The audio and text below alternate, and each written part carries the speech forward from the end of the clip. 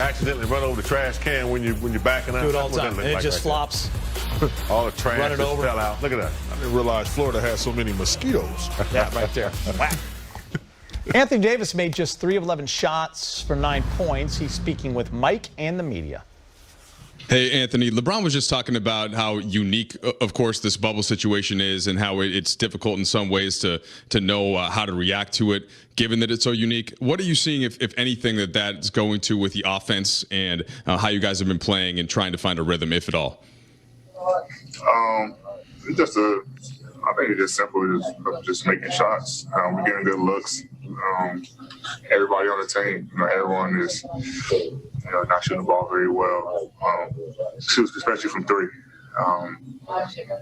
We talked about on the bench that, we're happy that it's going on now and not, later in the playoffs. But, at some point in time, we're gonna have a game, where we make 20, 25 threes and be able to go from there. So we just got to stay the course and just keep shooting the basketball.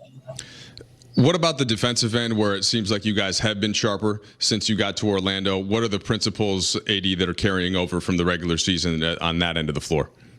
We just try to keep our defensive intensity up, especially when we have games like this. We want to still make sure that we give a lot of energy and effort on the defensive end.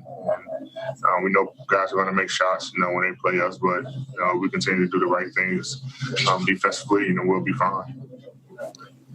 Hey, Anthony, it's Dave. I mean, there's all sorts of factors going into this unique situation. You're playing in gyms you never played in before. You have a couple new players you're integrating. You're missing a couple guys you relied on all year long. You are, playing on legs that had a 4-month layoff.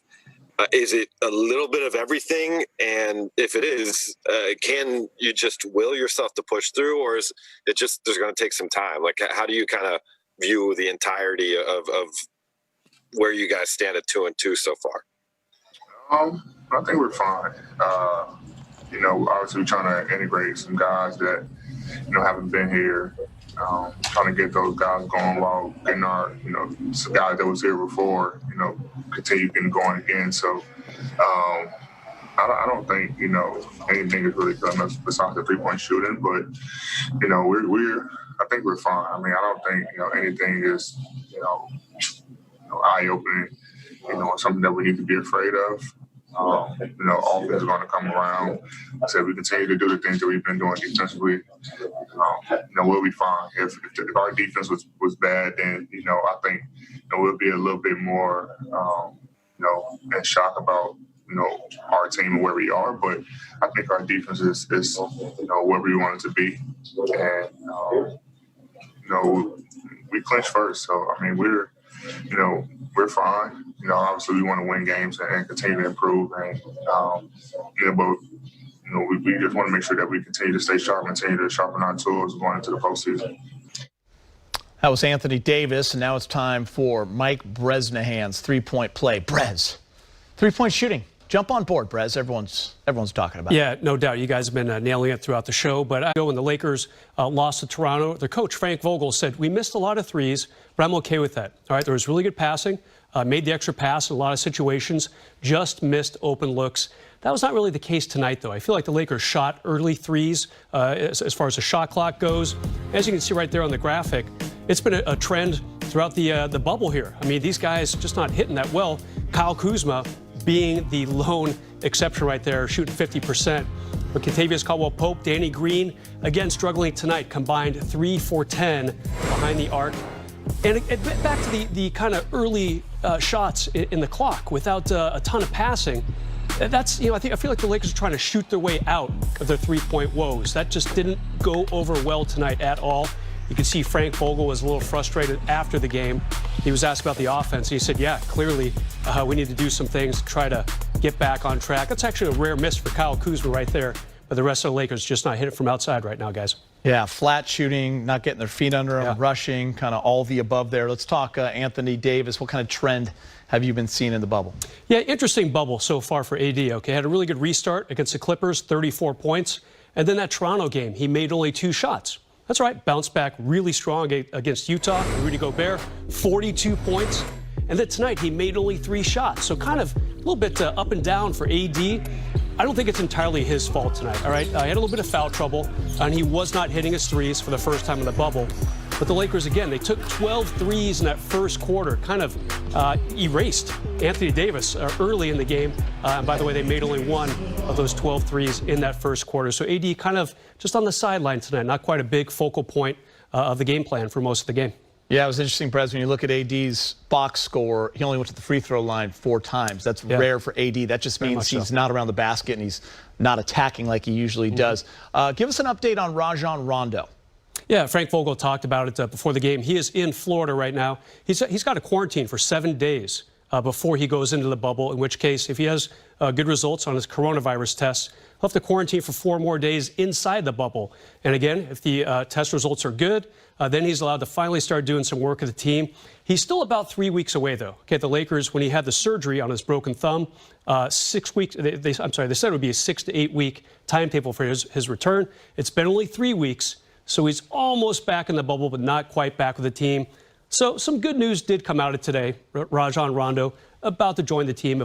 Danny Green, you don't have to worry about Danny Green. He may not be your, dominant guy during the regular season, but even when he's not scoring, he's still trusted by the coaches to be out there because he doesn't make a lot of mistakes, defensive assignments and things like that. But playoffs, when it gets down to the nitty-gritty, one silver lining, we're also talking about Kuz, the bench. The bench continues to outplay other benches, which is nice. 19-11 for LeBron. He's speaking with Mike in the media.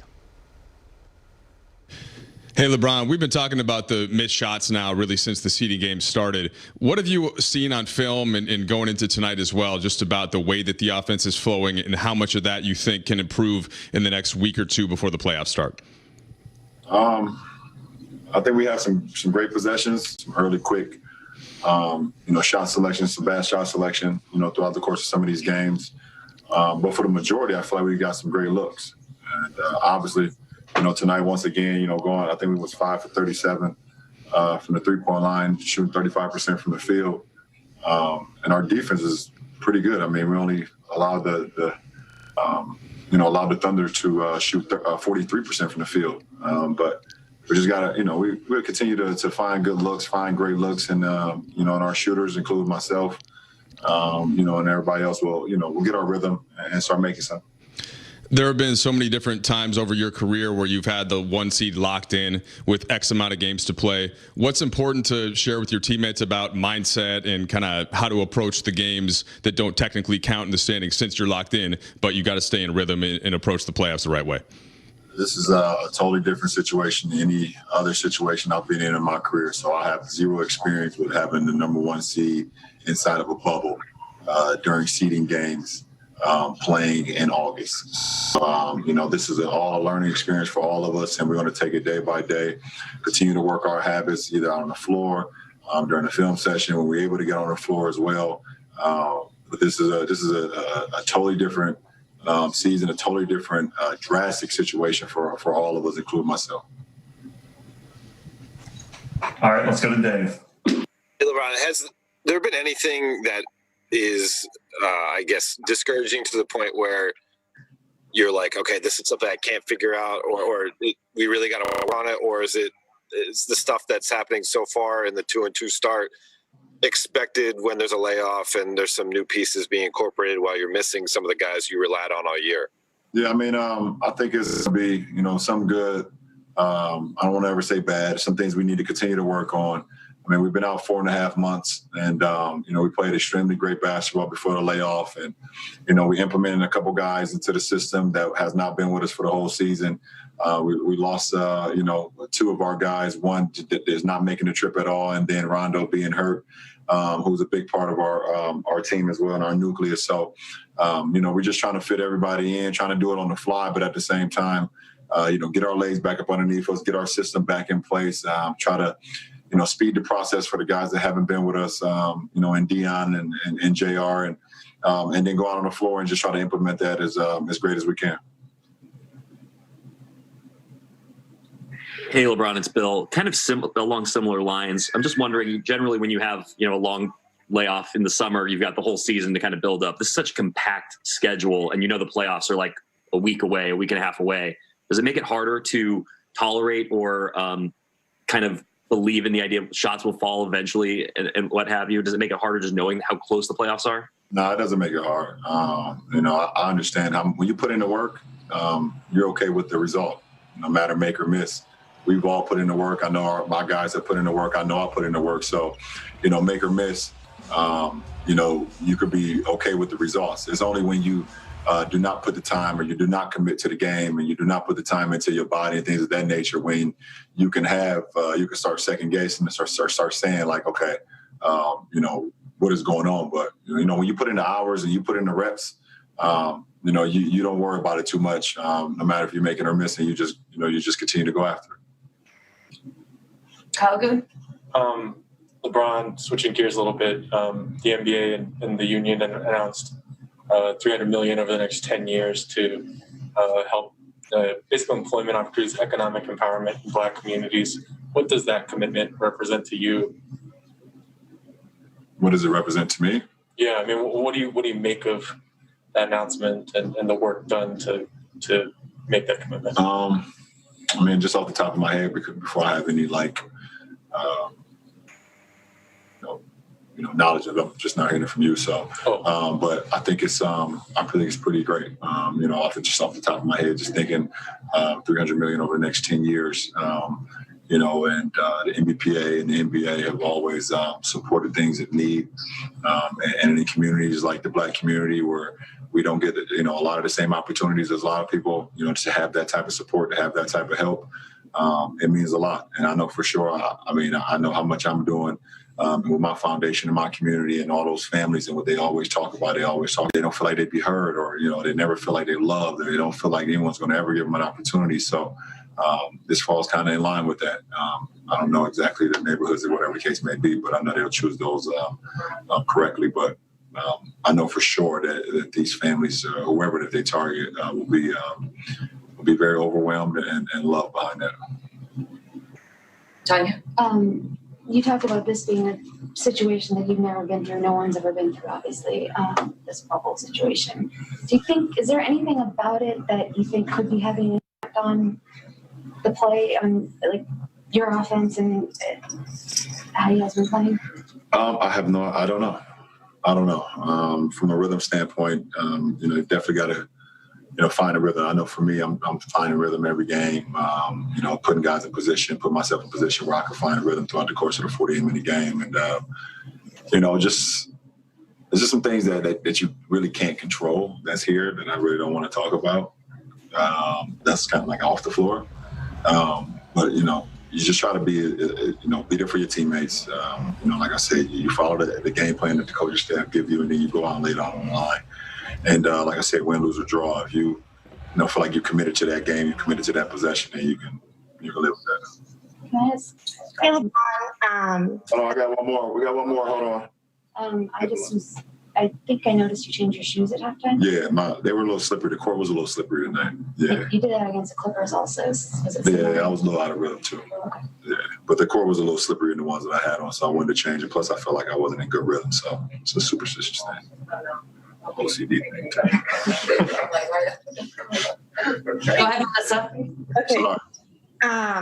President Trump today said that NBA players kneeling during the national anthem is disgraceful, and he said that nobody has done more for the Black community than him other than Abraham Lincoln. And I'm curious to get your reaction to that. Trying to make me laugh right now? I appreciate that. I really don't think the basketball community are sad about losing his viewership, him viewing the game.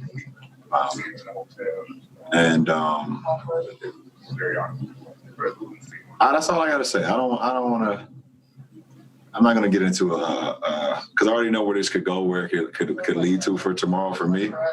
I'm not going to get into it, but I think our game is in a position, and we have fans all over the world. And our fans not only love the way we play the game, we try to give it back to them with our commitment to the game, but also respect, what else we try to bring to the game and acknowledging, what's right and what's wrong. you know, and I hope everyone, you know, no matter the race, no matter the color, no matter the size, would see what leadership that we have at the top in our country, and understand that November is right around the corner, and it's a big moment for us as Americans. If we continue to talk about we want, you know, better, we won't change. We have an opportunity to do this.